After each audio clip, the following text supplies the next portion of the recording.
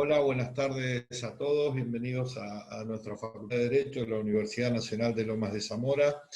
Como ustedes saben, este es un espacio que los lunes nosotros tocamos temas de familia, todos los lunes a las 16, en el marco de nuestro Instituto de Derecho de Familia, dirigido por la doctora Alicia Talierzo, que nos acompaña, como así también por la gente del Grupo Control. Así que, más allá de que esta actividad se realice como todos los lunes, hoy puntualmente la enmarcamos en el ciclo de conferencias de los 5 años de la reforma del Código Civil, por eso el título que tiene, que son los avances y retrocesos a partir de la reforma del Código Civil del régimen compensatorio. Nos acompaña un profesor de nuestra casa, profesor de posgrado en este caso, que más allá de ser profesor de posgrado, es profesor titular en la Universidad Nacional de La Plata, en la Universidad Nacional de La Matanza, profesor ordinario en UBA y en distintas universidades privadas. Es autor de libros dedicados a la materia, que es nuestro querido doctor Eduardo Ródea, a quien le damos la bienvenida, y él seguramente después de su exposición, podrá contestar las preguntas que se hagan en consecuencia. Así que todos aquellos que quieran ir de alguna manera escribiendo sus preguntas en el chat, vayan haciéndolos, que nosotros se los vamos a leer a nuestro invitado el día de la fecha. Eduardo, bienvenido, buenas Muchas tardes. Gracias. Muchas gracias. Si les parece, ahora después de los saludos, les compartimos pantallas y les puedo mostrar también el PowerPoint que he preparado. En primer lugar, agradecer a la Universidad Nacional de Lomas de Zamora, a Fabio y a Alicia y Alicia Taliercio por la invitación, por pensar en mí. Así que para mí es un honor acompañarlos y un placer acompañarlos. Además, en estos días de pandemia, también viene bien tener algo que hacer el fin de semana, el feriado, donde no había, era como que estábamos muy aburridos. Llega un punto que te cansás de todo, hasta de no hacer. Yo siempre digo un poco en broma que, ¿se acuerdan cuando nos reíamos de los de Gran Hermano que estaban todo el tiempo paveando dentro de la casa? Bueno, yo por momentos durante la cuarentena me he sentido como los de Gran Hermano, paveando dentro de la casa, ¿sí? Así que bueno, antes de comenzar y de hablar del tema para el cual me han convocado, 2 o 3 cuestiones o aclaraciones previas. La primera tiene que ver con, bueno, en mi casa somos 2 personas y 3 perros, razón por la cual probablemente escuchen a los perros en algún momento, porque es difícil mantener los contenidos a los 3, así que bueno, desde ya les pido disculpas si los perros los molestan o me molestan, pero bueno, no, es algo que no puedo manejar. En segundo lugar, como ustedes saben, yo siempre prefiero que me vayan haciendo las preguntas en la medida en que les van surgiendo las preguntas. Pero esta modalidad de Zoom o cualquiera de las otras que hay no es la más adecuada como para contestar preguntas sobre el momento. Razón por la cual es complicado hacer las preguntas sobre el desarrollo de la charla, y es preferible hacerlo una vez que uno sobre el final de la charla, que voy a tratar de no extenderla más de 45 minutos, 1 hora, para que no se haga también demasiado tedioso el seguimiento de la conferencia por esta vía. Y la tercera, que tiene que ver con mi community manager, desde hace un tiempo tengo un emprendimiento de un perfil de Instagram que es eduardo.roveda, donde estoy subiendo fallos, material, comentario de fallos, clases y demás, así que los invito a seguirme en esa cuenta también, ¿sí? Así que bueno, muchas gracias por eso. Si les parece, entonces comenzamos con el tema de hoy, que es el tema de la compensación económica. ¿Me daste para Ariadna para compartir pantalla? Sí, doctor Roveda. Ya me habilitaste, sí. Notaste que ya te dije 2 veces Ariadna, ¿no? Bien. Vamos aprendiendo, muy bien. Estoy contenta. Muy bien. Bueno, gracias. En el marco de este ciclo de conferencias, charlando con la doctora Taliercio, pensamos en buscar algún tema relativo a el Código Civil y Comercial y que de alguna manera fuera un tema disruptivo con el viejo código. Y por eso elegí la cuestión de la compensación económica. ¿Por qué? Porque técnicamente la compensación económica no existía en nuestro ordenamiento positivo, más allá de algún fallo que la había nombrado tangencialmente, especialmente uno del doctor de Láser y en la Suprema Corte de Justicia de la Provincia de Buenos Aires, pero que técnicamente no existía en nuestro ordenamiento legal, sino que había sido incorporado por el codificador. Y fue incorporado fundamentalmente desde la perspectiva de la complejidad de los denominados alimentos post-divorcio.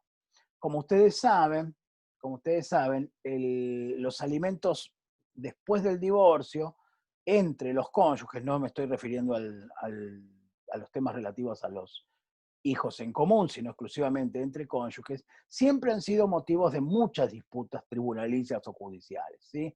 Entonces, el ex marido que estaba pagando alimentos, en general se acercaba al estudio cuando yo ejercía la profesión y te decía, bueno, pero al final yo la sigo manteniendo y ella está de novia y ahora yo le mantengo también al novio y a ella. Entonces, metamos un incidente de cesación de la cuota porque ella se puso de novia.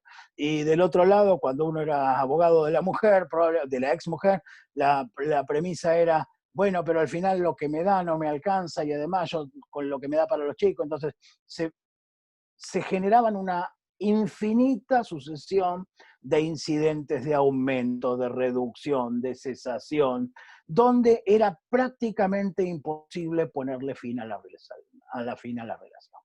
Es por eso que en el derecho francés, en el año 1975, se incorporó esta figura de la prestación compensatoria, como la llamaban ellos, o como la llamaron ellos, sobre las enseñanzas de Carbonnier y que tenían el siguiente punto de partida.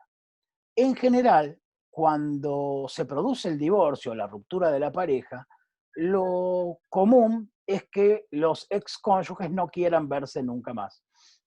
Y al no querer verse más, o sea, cuando está bien hecho la ruptura propiamente dicha, al no querer verse nunca más, es conveniente reemplazar al régimen de los alimentos, que los obliga a verse durante varios episodios posteriores, por un sistema de prestación única a darse en el momento del divorcio y que cierre todo tipo de reclamos. En ese contexto surge la compensación económica que en su momento originario, en su concepción originaria, consistía en un pago único, a diferencia de cómo luego se la reguló en las diferentes legislaciones y especialmente en la nuestra. Un pago único destinado a poner fin a las cuestiones económicas entre los excónyuges sin nada más que reclamar. De hecho, la mayoría de los países que han admitido el Instituto de la Compensación Económica han derogado el régimen de los alimentos postdivorcio. Así, por ejemplo, Francia, Italia y España. ¿Sí? En ese contexto se reemplaza al régimen de los alimentos postdivorciales por la compensación económica. En la República Argentina se decidió un modelo diferente. Se decidió que se mantuviese en el artículo 434, incisos A y B, la prestación de alimentos postdivorcio, y además se incorporó el Instituto de la Compensación Económica tal cual lo vamos a estudiar en el día de hoy. La segunda cuestión importante a título introductorio tiene que ver también con que en muchas ocasiones la pareja es encubridora de diferencias económicas sustanciales. O explicado de otra manera, si yo gano 100 y mi esposa gana 300, para poner cualquier ejemplo, nuestro nivel de vida probablemente sea de 400, o sea, lo que gano yo y lo que gana ella. Ahora, en el momento de la ruptura, esa desigualdad que se suplía con la solidaridad familiar termina, porque yo vuelvo a mis 100 y ella se queda con sus 300. Y en ese contexto puede darse una situación de desequilibrio. De hecho, ese es el fundamento de la compensación económica, entendido como un supuesto en el cual los eventuales desequilibrios que se le generen a cualquiera de los cónyuges como consecuencia del divorcio sean suplidos por este instituto basado en la denominada solidaridad familiar. Es decir, la ruptura de la pareja implica que entre ellos ya no hay vínculo jurídico alguno. Sin embargo, la naturaleza de la relación que tuvieron lleva a generar una solidaridad postconyugal que es el fundamento de la compensación económica. A ello se suma la mirada de la perspectiva de género, donde sabemos que en nuestra sociedad y en nuestro régimen económico, todavía la mujer se encuentra relegada con relación al hombre en cuanto al ingreso al empleo y al principio general de igual remuneración por igual tarea. Y en ese contexto, esa perspectiva de género también es un elemento interesante a los efectos de justificar la compensación económica. Y finalmente, el régimen de bienes del matrimonio. Porque como ustedes saben, nuestro nuevo ordenamiento permite el régimen de separación de bienes, donde no existen expectativas comunes por los bienes adquiridos durante la vigencia del matrimonio.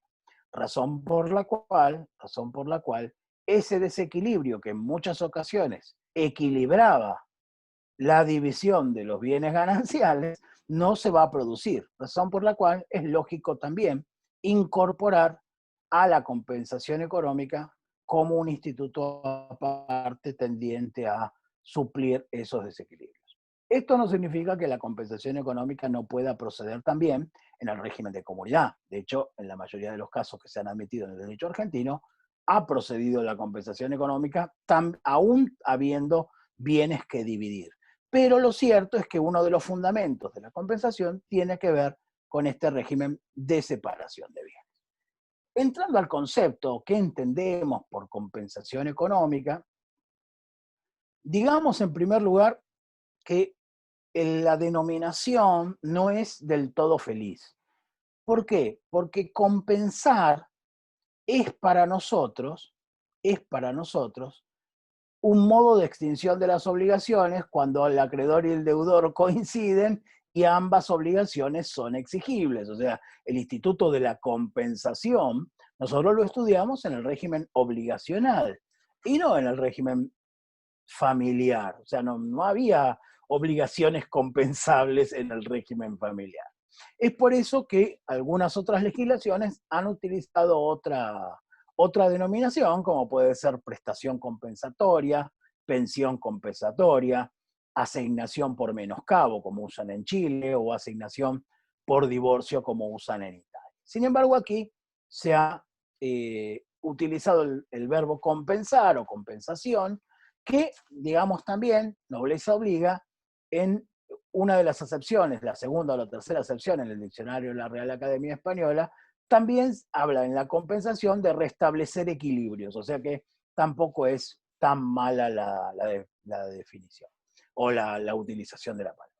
En segundo lugar, y esto es importante remarcarlo también, la compensación económica no implica indemnizar al cónyuge que salió herido del matrimonio. O sea, no es una indemnización que tiene como causa el matrimonio. O sea, de hecho, sería imposible volver las cosas al estado anterior, porque bueno, yo ya no voy a volver a tener 25 años, o sea que es imposible volver las cosas al estado anterior, ¿sí? Así que como corresponde en el verbo indemnizar. Esto no significa que algún autor en el derecho argentino le haya dado, lo vamos a ver dentro de un ratito, naturaleza jurídica indemnizatoria a la compensación económica.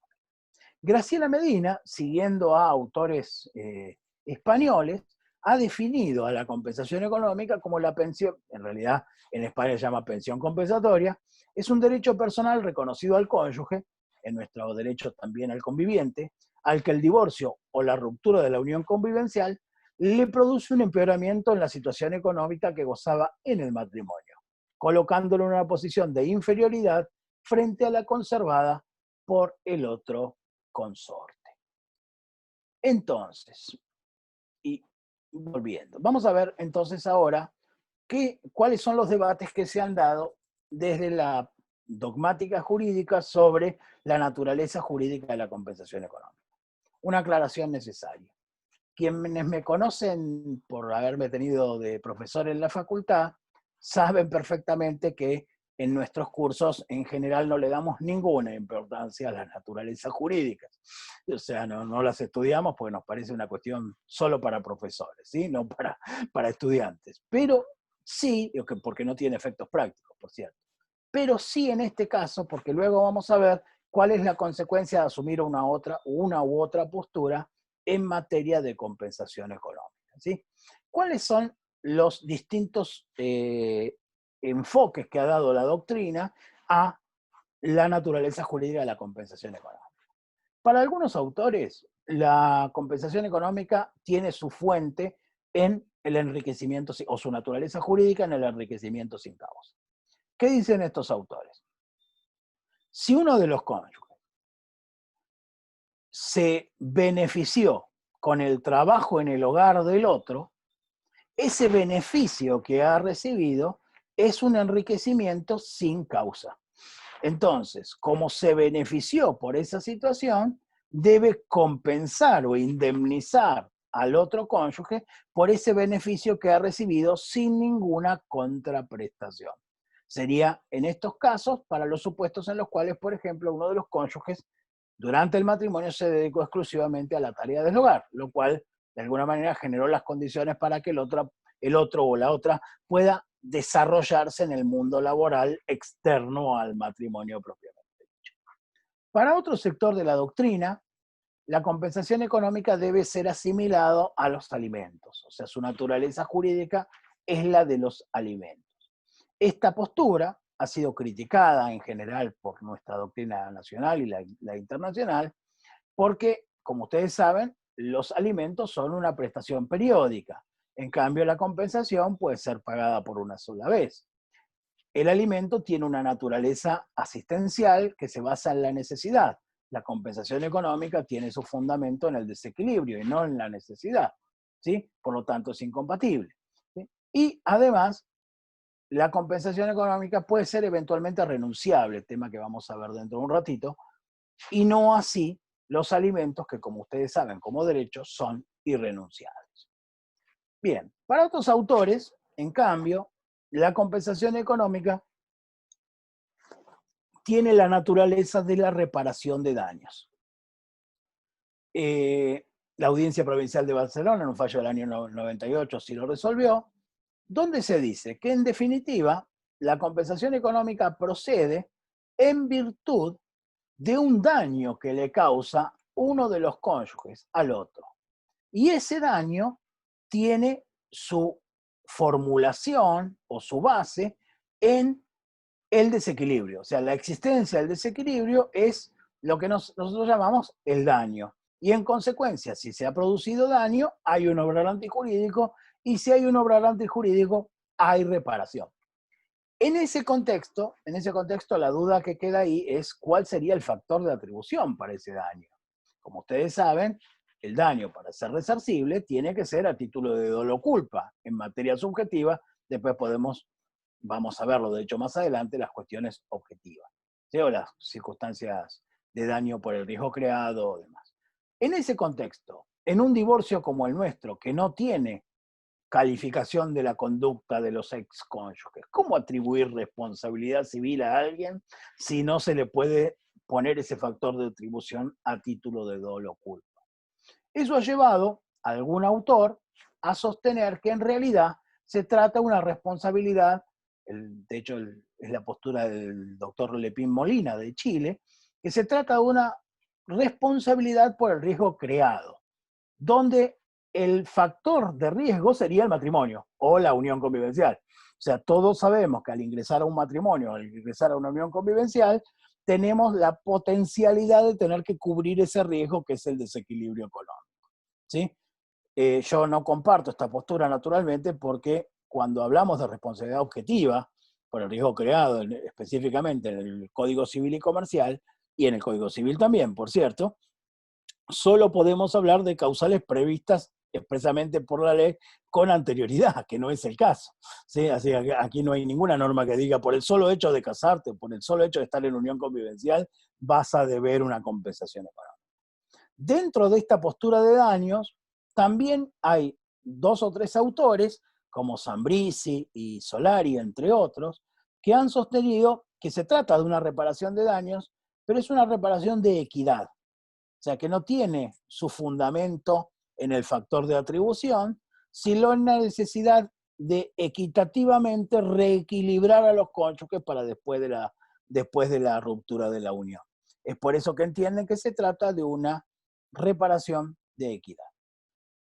Otros autores han sostenido que se trata de una naturaleza mixta, que tiene una parte de responsabilidad y otra parte de alimentos. Así podemos encontrar fallos de la Audiencia Territorial de Barcelona o el Tribunal Constitucional italiano.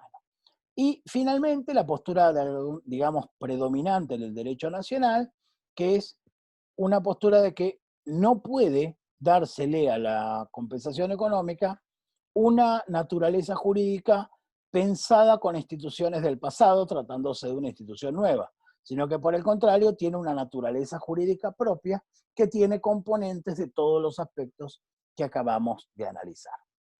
¿Cuál es la incidencia de asumir una u otra postura? Pensemos exclusivamente en la cuestión de los daños y los alimentos, que son las más extendidas, ¿sí? El derecho a los alimentos es imprescriptible. La acción de daño prescribe. El derecho de los alimentos se extingue con la muerte del alimentado. El derecho a percibir la reparación se transmite a los herederos, cosa que vamos a ver más adelante. El derecho a los alimentos es irrenunciable. Las reparaciones eventualmente pueden ser renunciables y los alimentos tienen un régimen preferencial de cobro que las reparaciones de daños y perjuicios no tienen, razón por la cual es muy útil el estudio de la compensación económica.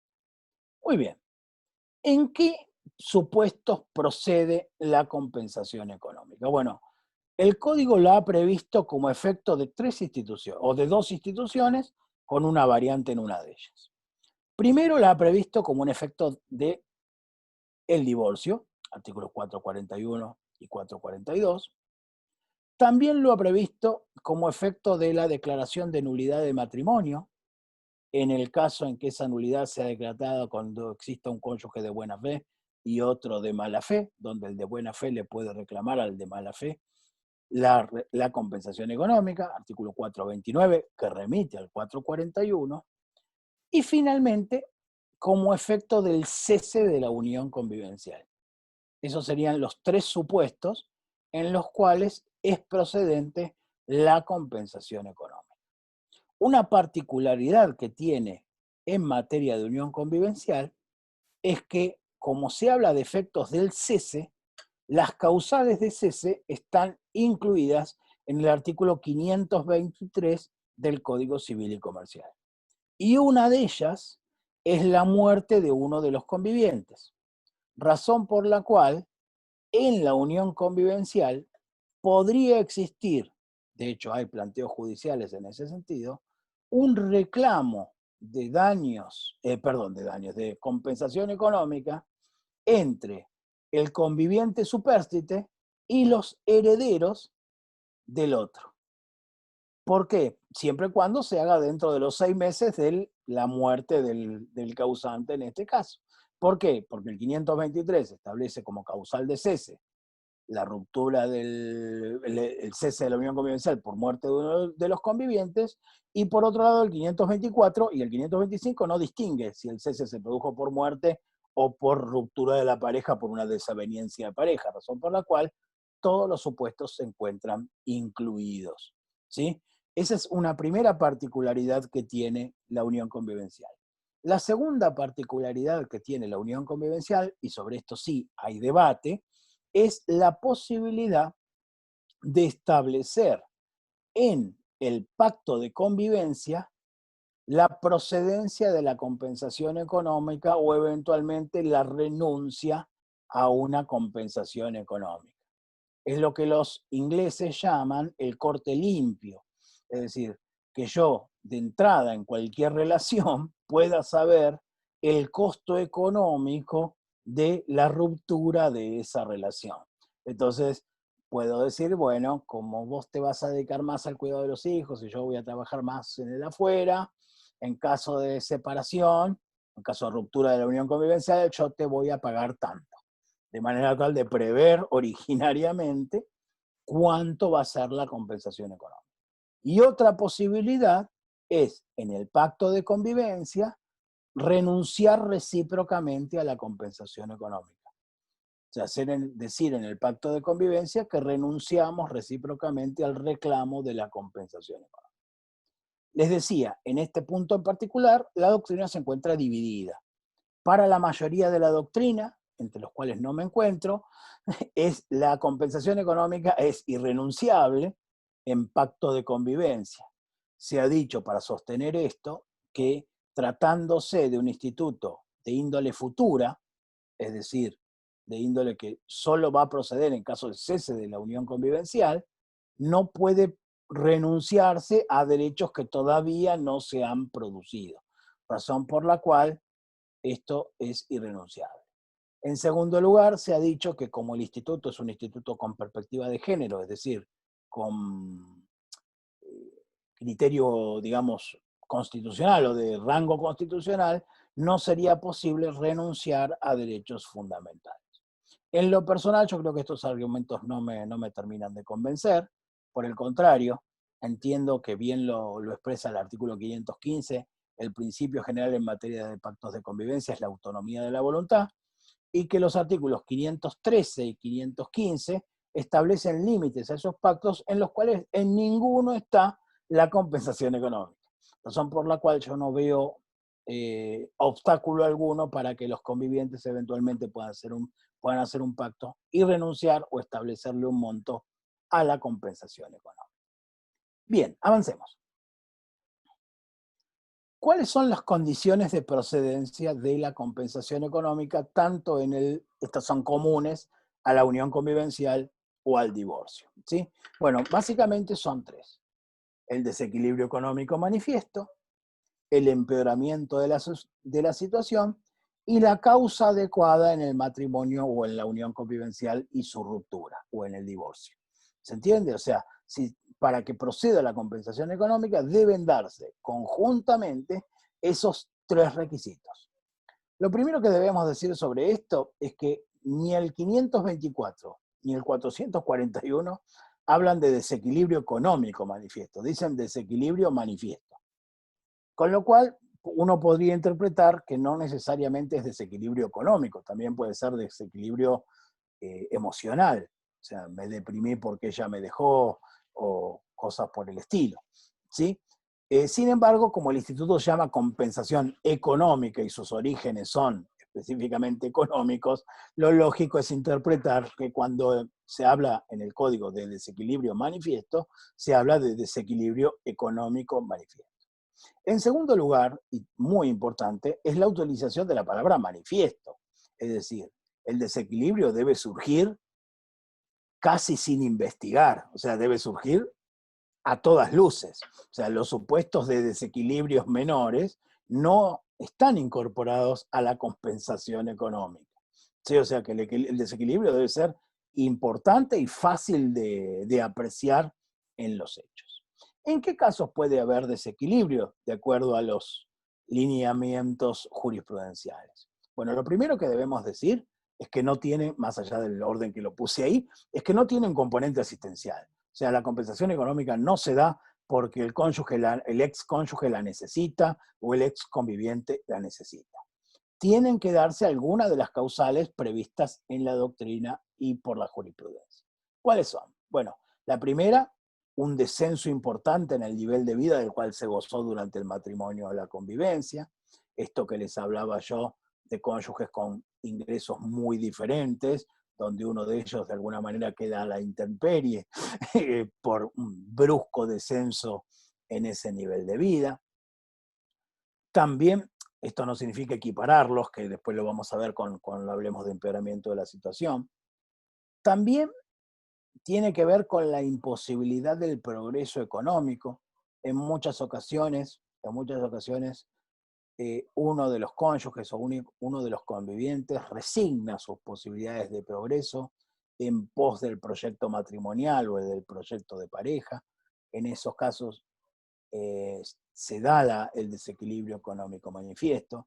Recuerdo hace muchos años, la revista Jurisprudencia Argentina publicó 2 fallos americanos, o de los Estados Unidos, no me acuerdo de qué estados, donde lo que se discutía, fíjense qué interesante y tiene que ver con esto, eran parejas que se habían conocido en la universidad y uno de ellos, en general la mujer, dejó la carrera universitaria para dedicarse al cuidado de los hijos y apoyar económicamente al marido en el desarrollo de sus estudios, ¿sí?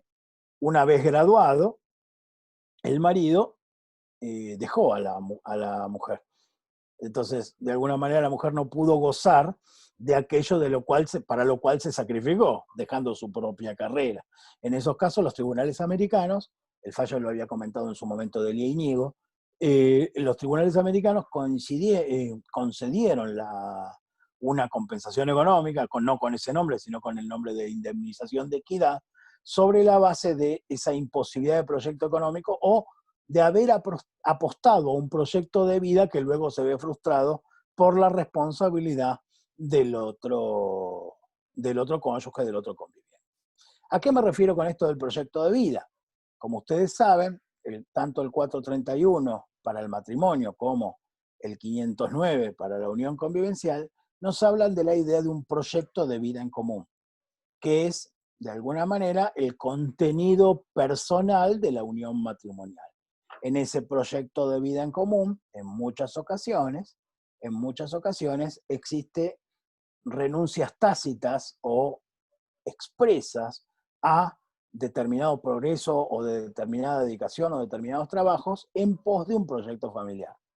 A esto se suma que, como lo vimos hace un rato, nuestra sociedad, culturalmente, sigue asignándole a la mujer un rol en la crianza y el cuidado de los hijos, en donde la mujer asume como propias dichas tareas y ni siquiera cuestiona que las tiene que hacer. De hecho, en muchas ocasiones el acceso al mercado laboral de la mujer tiene la particularidad de que la mujer accede a 2 trabajos, o sea, accede al trabajo que consiguió afuera y continúa con todas las otras tareas que tenía adentro.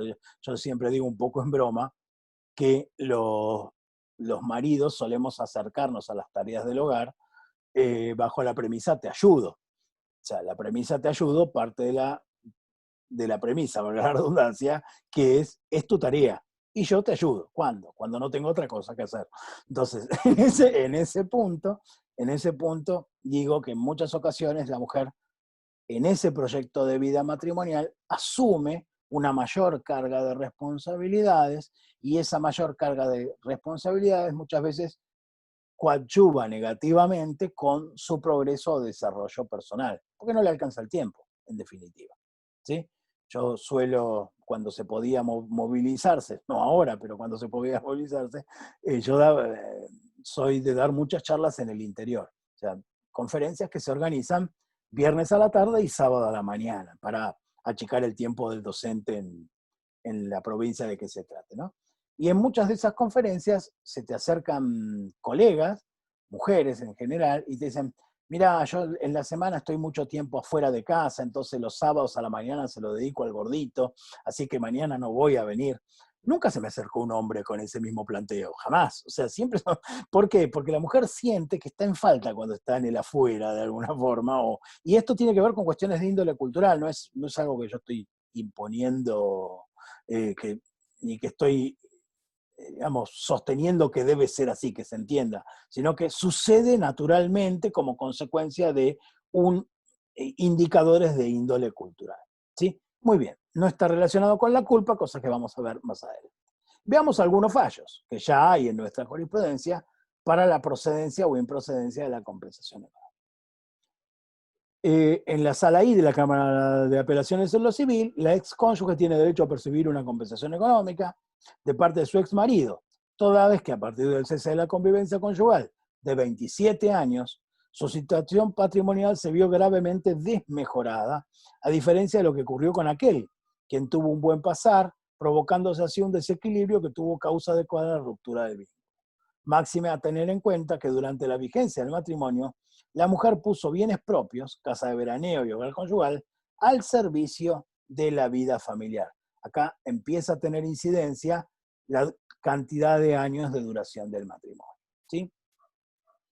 La compensación económica del actor en los términos del 441 resulta procedente, ya que durante el matrimonio el accionante asumió un rol puramente doméstico, basado en la crianza de los hijos y la atención del hogar familiar, que determinó que, tras la ruptura del vínculo, luego de 23 años de vida conyugal, la misma no contase con una ocupación laboral remunerada para asegurar su propia subsistencia, que tampoco tuviera estudios terciarios o universitarios que facilitasen su inserción laboral, y menos aún que dispusiese de activos que facilitasen su transición económica hacia un sistema de vida independiente. Acá aparece la cuestión de la división de roles durante el matrimonio, ¿sí? En este fallo del juzgado de familia número 5 de Lomas de Zamora, se hizo lograr una compensación económica por 837.000 pesos al tratarse de una mujer de 44 años que estuvo casada durante casi 13, que dejó su empleo y que se ocupó del cuidado de sus hijos.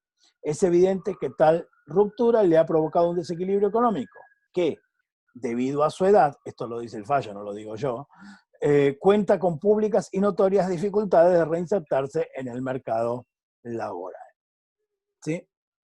Este es el fallo, tal vez el más conocido de todos, el de María Victoria Famá, que fue confirmado por la Cámara, pero que se le redujo un poco el monto, donde lo que se dijo es: la compensación económica es procedente, en el caso se fija en 8 millones de pesos, ya que de las pruebas que se deduce que la división de roles entre los cónyuges, consistente en que el hombre trabajaba y la mujer, relegando su profesión de licenciada en economía, se dedicó exclusivamente a las tareas domésticas y al cuidado de los hijos, encuentra causa adecuada en el matrimonio y provoca que, tras su ruptura, la posición económica de la mujer sea claramente inferior a la del hombre. O sea, aquí aparece lo del descenso en el nivel de vida y la distribución de roles, ¿sí? Este fallo de la Sala E de la Cámara Nacional Civil, en el mismo sentido, dijo: la compensación económica solicitada por una mujer que se dedicó a la crianza y educación de sus 3 hijos durante la convivencia matrimonial, que duró algo menos de 21 años,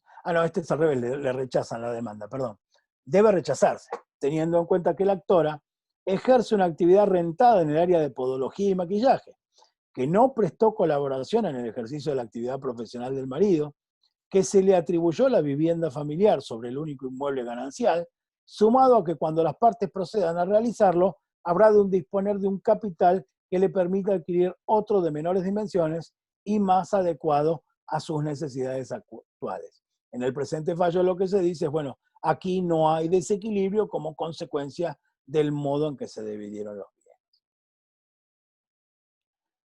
Lo mismo este fallo de Córdoba. El pedido de compensación solicitado por la excónyuge debe rechazarse, en tanto no se verificó que el divorcio haya causado, y acá estaba lo que hablaba del manifiesto, ¿no?, verdadero, concreto, cierto y manifiesto desequilibrio económico en aquella, ni tampoco que durante la vida matrimonial haya realizado un sacrificio que haya redundado en un beneficio del otro cónyuge.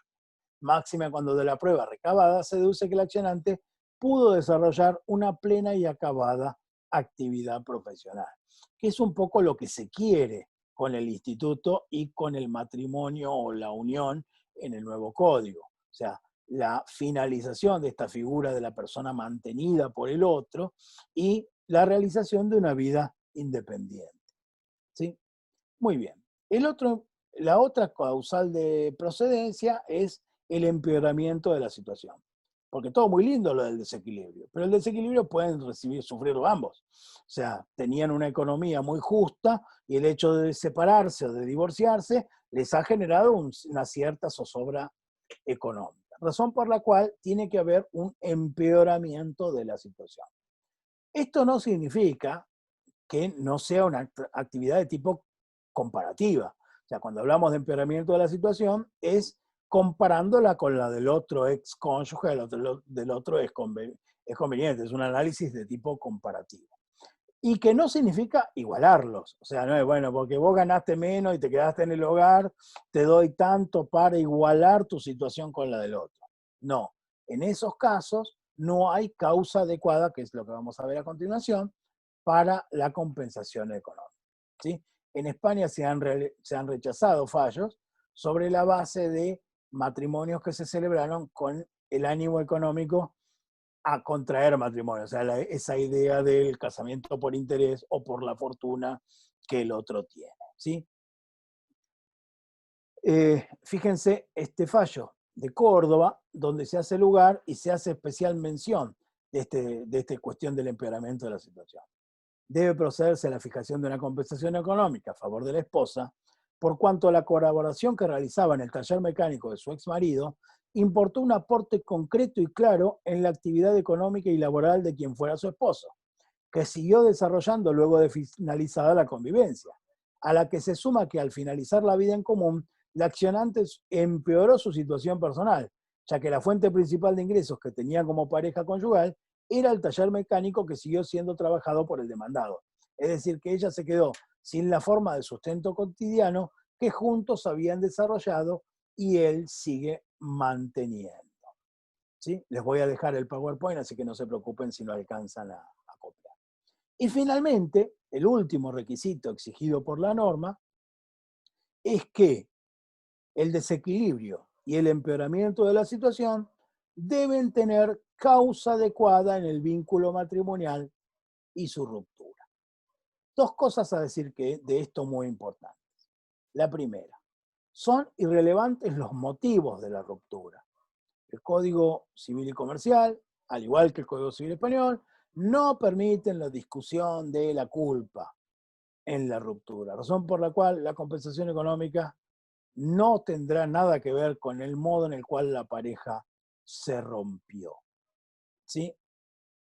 Esto no significa que en algunos casos el juez no pueda evaluar la conducta de las partes en el momento de la ruptura, pero no sobre la base de la culpabilidad o la inocencia, sino sobre el principio de buena fe. O sea, de cómo se comportó, sabiendo que el artículo 9 del Código Civil y Comercial exige a todos los ciudadanos y en todas las relaciones jurídicas el comportamiento, un obrar con lealtad y probidad.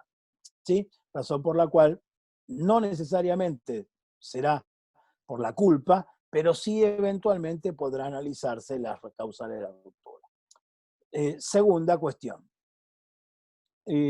Cuando existen diferencias económicas previas a la celebración y o capacitaciones diferentes previas a la unión, no hay compensación económica.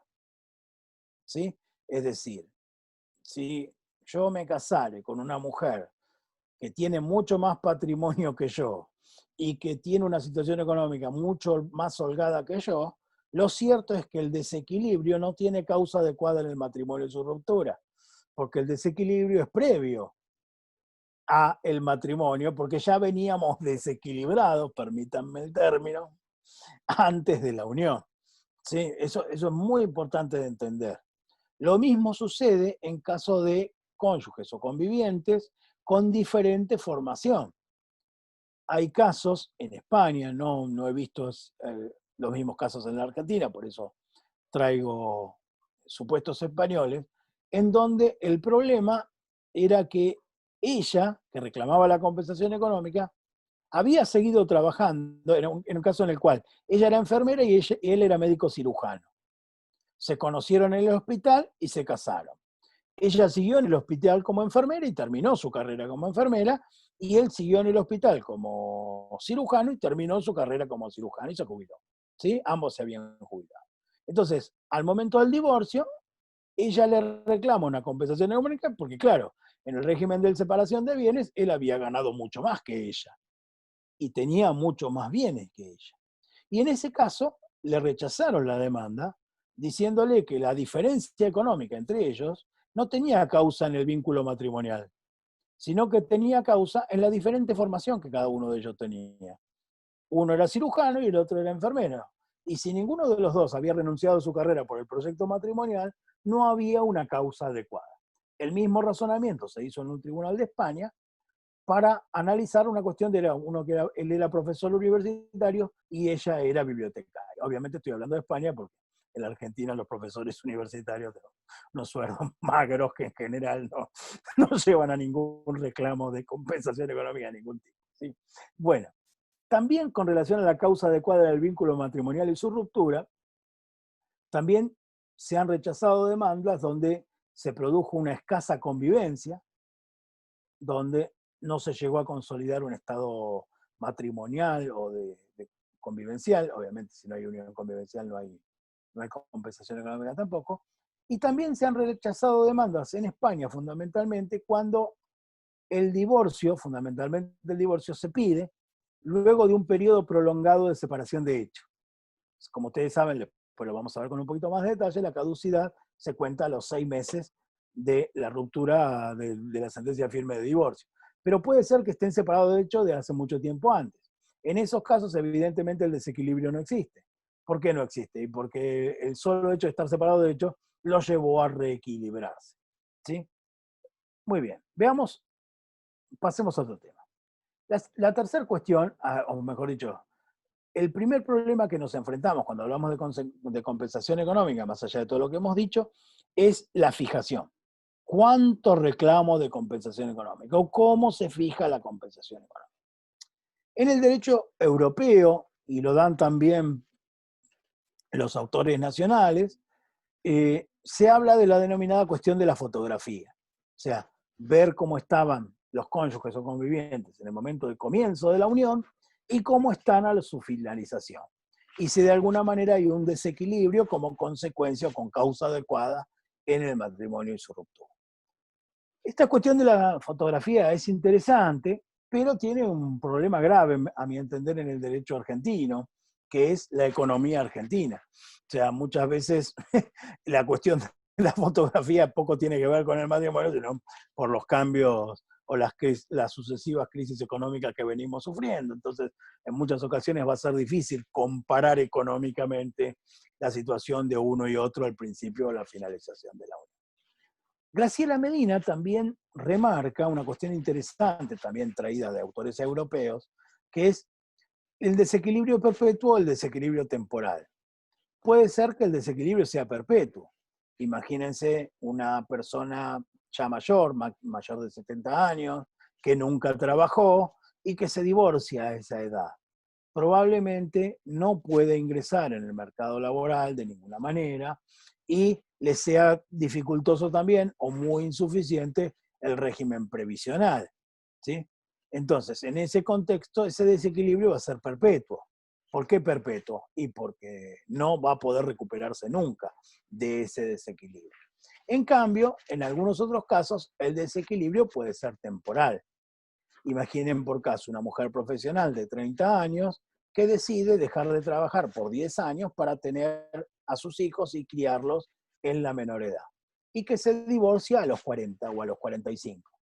Probablemente esa mujer esté en una situación de desequilibrio, pero que en poco tiempo le va a permitir, porque tiene un título profesional, porque tiene capacitación o por lo que sea, va a tener la posibilidad de reinsertarse en el mercado laboral, haciendo algún curso de posgrado o repasando lo que estudió en la facultad. En ese contexto, el desequilibrio va a ser por un tiempo determinado y luego se recuperará en el futuro, ¿sí?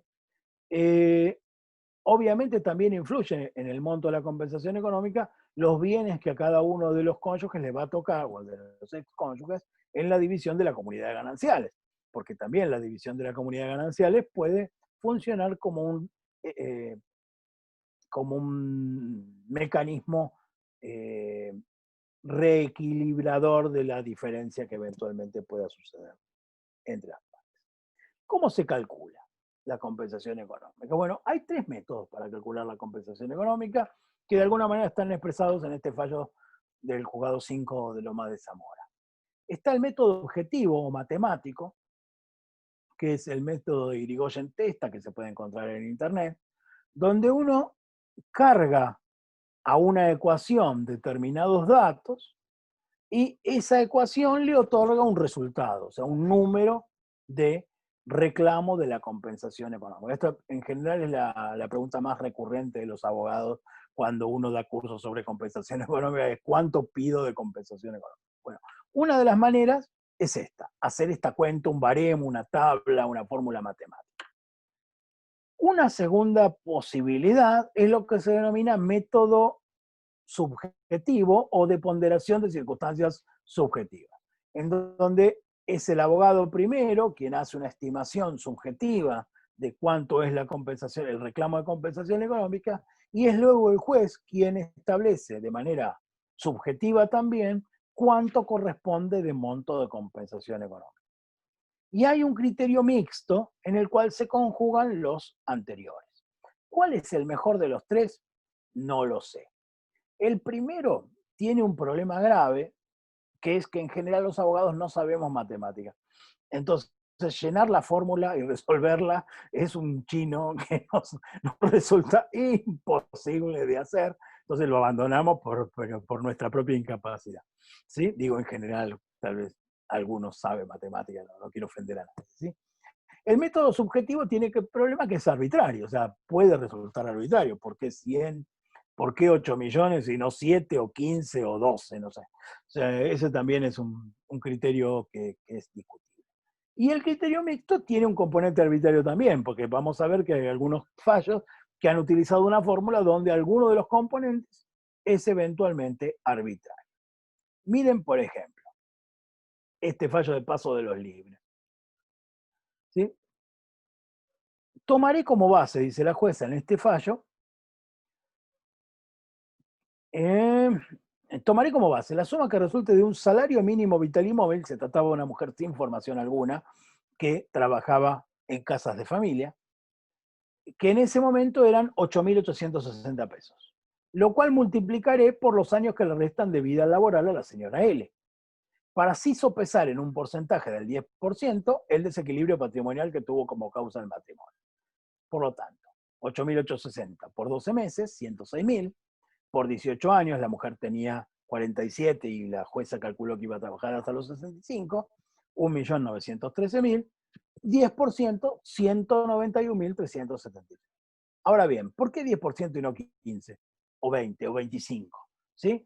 Ese es el componente arbitrario. Acá hay un componente matemático, pero tiene un componente arbitrario que es decidido el 10, podría haber decidido el 5, o el 15, o el 25. ¿Sí? En general, la jurisprudencia imperante ha optado por el método de índole subjetivo. Es el abogado que pondera y el juez que fija la suma de acuerdo al patrimonio de ambos excónjuges. ¿Sí? En España se ha dicho algo interesante, que es, por eso lo traigo, que es el caso en el cual la pareja ha tenido un periodo previo de convivencia a la celebración del matrimonio. Entonces, para calcular la existencia de desequilibrio se tiene en cuenta también el periodo de convivencia anterior, no el momento de la celebración del matrimonio. ¿Por qué? Porque en muchos casos se empieza con una convivencia y luego se la transforma en un matrimonio. ¿Sí? ¿Cómo se paga la compensación económica? Bueno, se puede pagar en una prestación única, en una renta por tiempo determinado. ¿Recuerdan ustedes la diferencia entre desequilibrio perpetuo y desequilibrio temporal? Entonces, en el desequilibrio por tiempo determinado seguramente habrá un desequilibrio de tipo temporal, pero también puede darse por tiempo indeterminado. Ahora, con un detalle, esto es solo en el matrimonio. Solo en el matrimonio. En la unión convivencial, la renta debe ser o por tiempo determinado o prestación única. Solo para el matrimonio se establece la renta por tiempo indeterminado. ¿Sí? Se puede pagar con dinero, usufructo de bienes, otra forma que acuerden las partes o decida el juez. ¿Sí? Y finalmente, por hoy, pues ya creo que estamos pasados de tiempo, inclusive, a ver, sí, la cuestión de la caducidad. La compensación, el derecho a solicitar la caducidad, la compensación económica, caduca a los 6 meses de la sentencia de divorcio, dice el artículo 442, o a los 6 meses del cese de la unión convivencial. Primera cuestión, y en el divorcio. La norma no dice de la sentencia firme de divorcio, dice sentencia de divorcio. Sin perjuicio de ello, es unánime la doctrina y la jurisprudencia para contar el plazo desde la sentencia firme. Es decir, que ha pasado en autoridad de cosas juzgadas, es decir, que ha sido notificada a las partes. ¿Sí? Esto, es más, los autores del proyecto originario, en el comentario de la norma, directamente dicen desde la sentencia firme, o sea, haciéndole decir a la norma lo que la norma no dice, pero lo dan por sentado. ¿Sí? O sea, 6 meses desde la sentencia firme de divorcio en el matrimonio o del cese de la unión convivencial. Segundo, el plazo es un plazo de caducidad y lo que se pierde es el derecho a reclamar la compensación económica. ¿Por qué remarco que se trata de un plazo de caducidad y no de prescripción? Porque hay diferencias en el propio código entre el instituto de la caducidad y el instituto de la prescripción. A saber, la caducidad como tal no se suspende ni se interrumpe. Su cumplimiento es fatal. Razón por la cual la única posibilidad es iniciar la demanda. Si no se inicia la demanda, el tiempo transcurre y el derecho se pierde.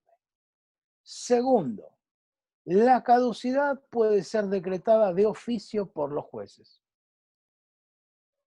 ¿Qué significa esto? Que a diferencia de la prescripción, que debe ser opuesta y debe ser opuesta en la primera oportunidad procesal que tenga aquel a quien se la reclama. ¿Sí? Esto significa que un juez puede eventualmente advertir, como sucedió de hecho, que el instituto se encuentra caduco y en consecuencia rechazar in limine la demanda. Hubo algunos supuestos en los cuales entró en vigencia el Código Civil y Comercial y el 1 de agosto del 2015 y dos personas que se habían divorciado en el 2013, uno de ellos apenas entró en vigencia el código pidió la compensación económica. O sea, bueno, yo estoy en una situación de desequilibrio y en esos casos los tribunales rechazaron in limine la demanda sobre la base de que el tiempo de la caducidad había transcurrido aun cuando el código no estaba vigente. ¿Sí? Tercero, con relación a esto, se ha discutido si el proceso de mediación obligatoria o la instancia del consejero de familia o la instancia de inicio de trámite en la provincia de Buenos Aires es suficiente a los efectos de decretar o hacer cesar el plazo de caducidad.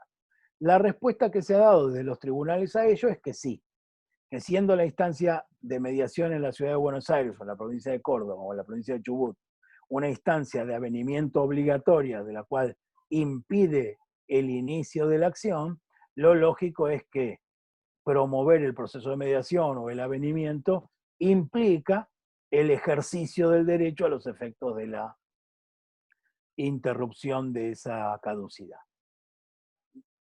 Segunda cuestión, el inicio de trámite en la provincia de Buenos Aires de compensación económica, aun cuando no sea formalmente interposición de la demanda, ha sido considerado a los efectos de ponerle un cese a ese plazo. ¿Sí? O sea que en este sentido la jurisprudencia ha ido tornando hacia ser más aperturista, si se quiere, que el propio texto de la norma. Y por último, con relación a esto, en materia de unión convivencial hay un fallo de un tribunal de Neuquén que ha considerado que el plazo de caducidad no se cumplió en la especie ante una situación de violencia de género. Se trataba de una mujer que debió abandonar el hogar de convivencia con su conviviente en razón de la violencia que éste ejercía sobre aquella.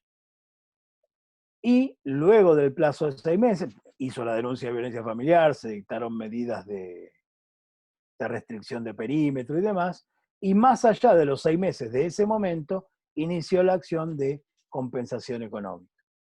¿Sí? El demandado, en este caso, opuso la caducidad. Y el tribunal dijo, bueno, aquí no hubo voluntad de la mujer de interrumpir la convivencia, sino la necesidad de ponerse a salvo de una actitud violenta del otro. Razón por la cual el plazo no puede correr desde el momento en que tuvo que ponerse a salvo y salir de esa situación de violencia. Por ahora es un fallo aislado, pero en las sucesivas jornadas que se han venido desarrollando, la de Bahía Blanca el 2015, la de La Plata el 2017, mismo la del año pasado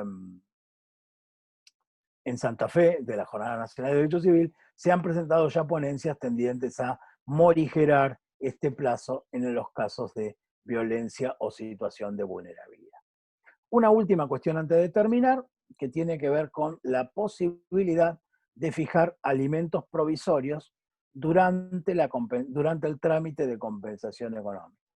Saben ustedes que el 434, inciso B, establece la incompatibilidad entre la compensación económica y los alimentos de necesidad regulados, como bien les decía, en el 434, inciso B.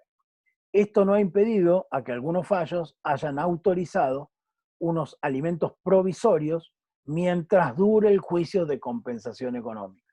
Estos no son incompatibles porque no son los del 434, inciso B, sino que son provisorios. En consecuencia, se han ordenado alimentos provisorios mientras dure el trámite de la compensación económica. Y también hay un fallo aislado que ha establecido una compensación económica provisoria. Es decir, fijó durante el plazo de 40 meses o hasta que se dicte sentencia de compensación económica que el ex marido le debía pagar a la ex mujer una suma de $5.000 mensuales en concepto de adelanto de compensación económica. Este fallo, para mi gusto, incurre en prevaricato, porque adelanta una solución. Sí, o sea, pero sepan que se ha establecido como monto cautelar una compensación económica. También abrimos a preguntas. Dejo de compartir, así los puedo ver mejor, ¿sí? Muchísimas gracias, Eduardo, muy claro tu exposición. Además está decirte todas las buenas críticas que estamos teniendo de tu disertación, el pedido de material, y ahora vamos a pasar a hacer un par de preguntas. Seguramente Ariadna te las va a ir leyendo. Ariadna. Hola, Fabio. Dale, empezamos con las preguntas. La primera es un poco larga, doctor Robeda, así que A ver. una pregunta, Marilyn. Procesalmente hablando, si quiero entablar una acción de compensación económica en el marco de una unión convivencial, la cual no se ha registrado, ya que la registración es a los fines probatorios solamente, en este caso, ¿se tendrá que conseguir primero algún proveído que declare que hubo unión convivencial y recién luego reclamar la compensación económica pretendida? ¿O se puede deducir todo en la misma acción? Yo entiendo que se puede deducir toda la misma acción, porque parte de la prueba para la procedencia de la compensación económica va a ser la prueba de la existencia de la unión convivencial. La registración en el Código Civil y Comercial de las uniones convivenciales es al solo efecto probatorio. Si yo no la tengo inscripta, eso no significa que la unión convivencial no exista. El problema es que si quiero demandar una compensación económica sobre la base de la ruptura de esa unión convivencial, voy a tener que probar también la existencia de esa unión convivencial. O sea, va a ser parte del espectro probatorio de la compensación económica. O sea, tendré que probar la existencia de la unión convivencial y el desequilibrio económico manifiesto y el empeoramiento de la situación y la causa adecuada de su ruptura y que lo estoy reclamando dentro de los 6 meses posteriores a la extinción del vínculo, en este caso del vínculo de facto. Vamos con la siguiente pregunta. ¿Cuáles son las fortalezas y debilidades que podría mencionar a título de conclusión de la reforma en materia de compensación? Bien, a mí el Instituto de la Compensación me gusta, es un instituto que veo bien y veo bien que se lo haya incorporado. Tengo, sí, cierto reparo en que se hayan mantenido los alimentos. O sea, yo creo que debió haberse reemplazado directamente el régimen alimentario por el régimen de la compensación económica. Eso por un lado. Por otro lado, creo yo también que el instituto nace un poquito viejo en nuestra sociedad. Y en esto hay matices, por supuesto, ¿no? ¿A qué me refiero con esto de nace viejo? prácticamente es imposible en la actualidad encontrar matrimonios con tan clara, o uniones convivenciales, con tan clara división de roles. Lo que usualmente sucede en nuestras parejas es que ambos trabajan a la par. Entonces, en ese contexto, va a ser difícil encontrar matrimonios donde existe esa clara división de roles, donde uno se quedó en el hogar y el otro se dedicó a ganar dinero o a trabajar en el afuera, ¿sí? Entonces, por ese lado, tal vez el instituto nos llega un poquito tarde, creo yo. Ahora, de todas maneras, me parece un instituto muy interesante y que ha tenido un buen desarrollo en Europa. Es más, yo creo que además, hay que profundizar los pactos en previsión de la ruptura, de los que habla Graciela Medina. O sea, yo creo que lo que viene en ese sentido es también que podamos sentarnos de manera adulta a discutir hacia el futuro, bueno, qué pasa durante la ruptura. Sé que es difícil, porque toda pareja supone un componente emocional, entonces es difícil decirle a mi pareja, mira, sos la mujer de mi vida, pero firmame acá que no te voy a dar nada en caso que nos separemos, ¿sí? O sea, esto para nosotros en nuestra cultura es todavía difícil. Pero lo que no significa es que para los jóvenes, fundamentalmente, esto no sea algo común, o sea, que vaya a suceder. ¿Por qué? Y porque, como les pasa a los europeos, ellos han tenido desde siempre convenciones o capitulaciones matrimoniales que nosotros no hemos tenido, por lo tanto, tienen una mucha mayor cultura del pacto y de los pactos en previsión de la ruptura. Nosotros tenemos que armar esa cultura. Pero yo creo que una vez armada esa cultura dentro de unos años, creo que va a ser solucionar futuros problemas sin ninguna duda. Vamos Mientras me dio ganas la doctora Di Princi y me va a tomar unos mates. Que ya la estoy envidiando, está el solcito tomando mate, una cosa que hago yo acá. Sí, los escucho. Qué envidia, yo también. Yo no estoy ni Sí, con sí, la mate. estoy viendo a Gladys ahí al solcito tomando mate, una cosa. Un beso Otra grande, Gladys. consulta, dice, ¿son compatibles el otorgamiento de la atribución de la vivienda familiar y la compensación económica? Sí, compatibles son compatibles. No hay ninguna incompatibilidad.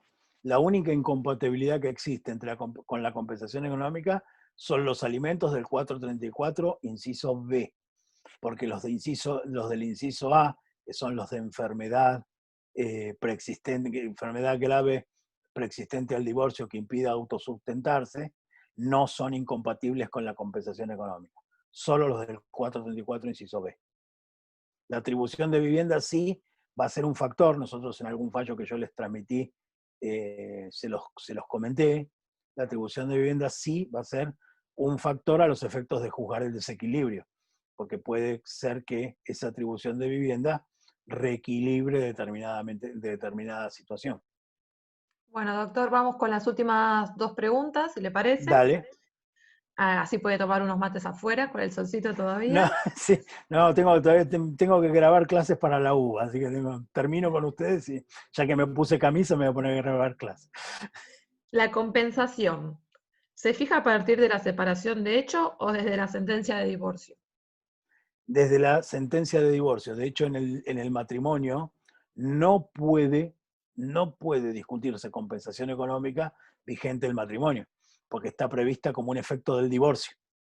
El 441 es el artículo, no es el que abre, porque hay dos que hablan de proceso en el medio, pero está en el título que se llama, o en el título, capítulo, ahora no me acuerdo, que se llama de los efectos del divorcio.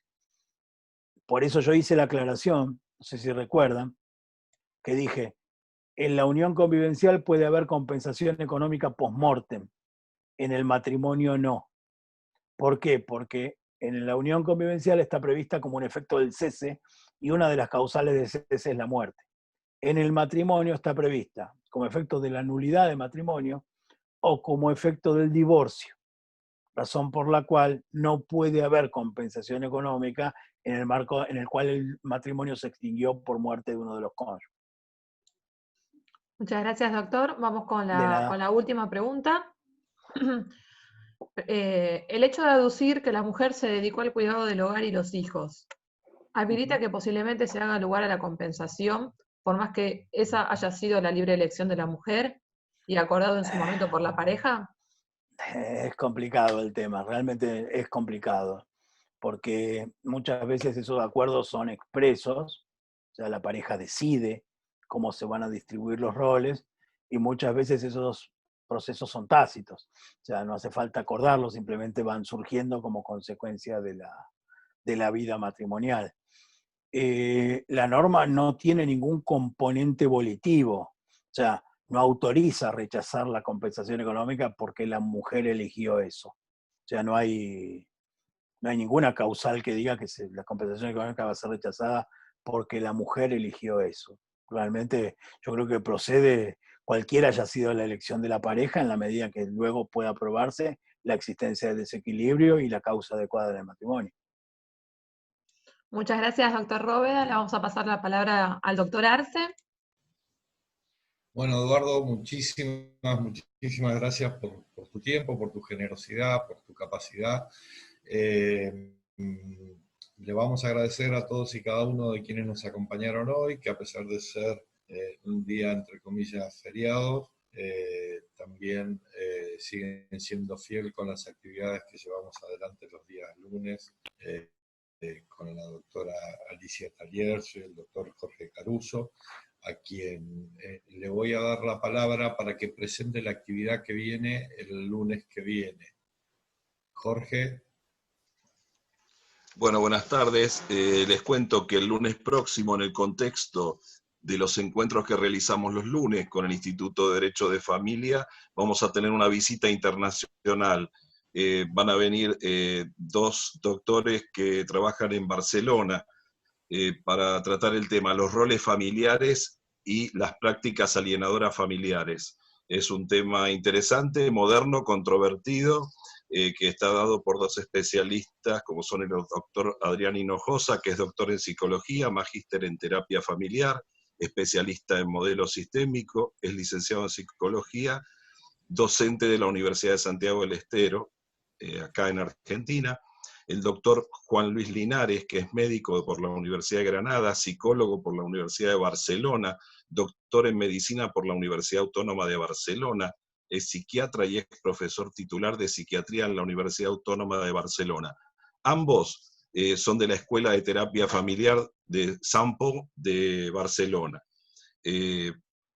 Los esperamos, va a ser muy interesante para los abogados y los no abogados, porque tiene mucho que ver con el derecho de familia.